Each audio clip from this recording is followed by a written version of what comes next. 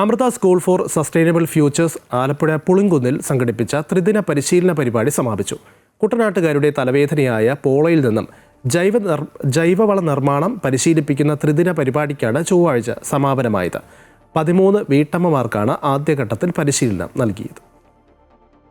സദ്ഗുരു ശ്രീ മാതാ അമൃതാനന്ദമയി ദേവിയുടെ നിർദ്ദേശപ്രകാരം Amrita Vishwavidyapeetham pro vice chancellor doctor Maneesha Vinodini രമേശിന്റെ നേതൃത്വത്തിൽ Amrita school for sustainable futures ഇന്ത്യയിലുടനീളം പോള കൊണ്ട് ദുരിതമനുഭവിക്കുന്ന സമൂഹത്തെ കണ്ടെത്താൻ മുന്നിട്ടിറങ്ങിയതാണ് പുതിയ കണ്ടെത്തലിന് വഴിത്തിരിവായത്.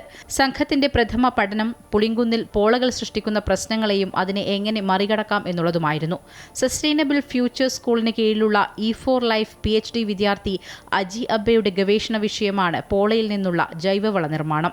നൈജീരിയൻ സ്വദേശിയായ അജി അബ്ബ മാസങ്ങളോളം കായൽ പോള കേന്ദ്രീകരിച്ച് നടത്തിയ ഗവേഷണമാണ് ഒടുവിൽ ഫലം കണ്ടത്.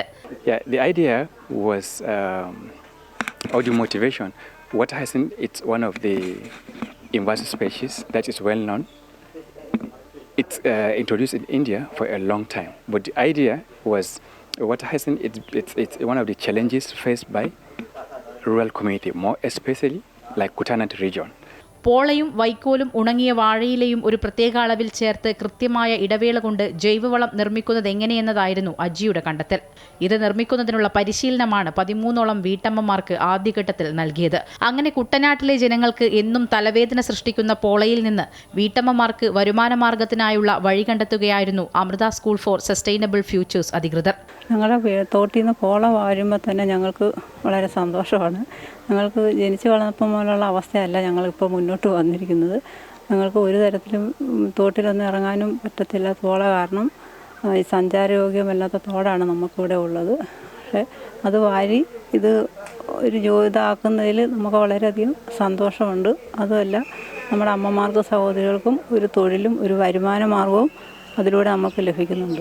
സമാപന പരിപാടി ജില്ലാ പഞ്ചായത്ത് അംഗം CV രാജീവ് ഉദ്ഘാടനം ചെയ്തു. ബ്ലോക്ക് പഞ്ചായത്ത് അംഗം വിജയമ്മ ജയപ്രകാശ് അധ്യക്ഷയായി. CUSAT university professor Sunil Kumar മുഖ്യപ്രഭാഷണം നടത്തി. Amrita school for sustainable futures principal professor Ravishankar, കൃഷിവകുപ്പ് assistant director doctor Sabarinath S, father Tom Puthenkulam, retired engineer George Mathew, AS Viswanathan, വിദ്യാർത്ഥി അജി അബ്ബ എന്നിവർ സംസാരിച്ചു. അമൃത വിശ്വവിദ്യാപീഠത്തിന്റെ ശ്രമഫലമായി കണ്ടെത്തിയ ഈ ജൈവവളം ഭാവി തലമുറയ്ക്ക് ശുദ്ധജലവും കൃഷിസ്ഥലങ്ങളിൽ ജൈവവൈവിധ്യവും ഉറപ്പുവരുത്താൻ സാധിക്കുന്ന വലിയ മാറ്റങ്ങൾക്ക് വഴിതെളിക്കാവുന്ന ഗവേഷണ ഉൽപ്പന്നമായി മാറുമെന്ന് ഉറപ്പാണ്. അമൃത ന്യൂസ്, ആലപ്പുഴ.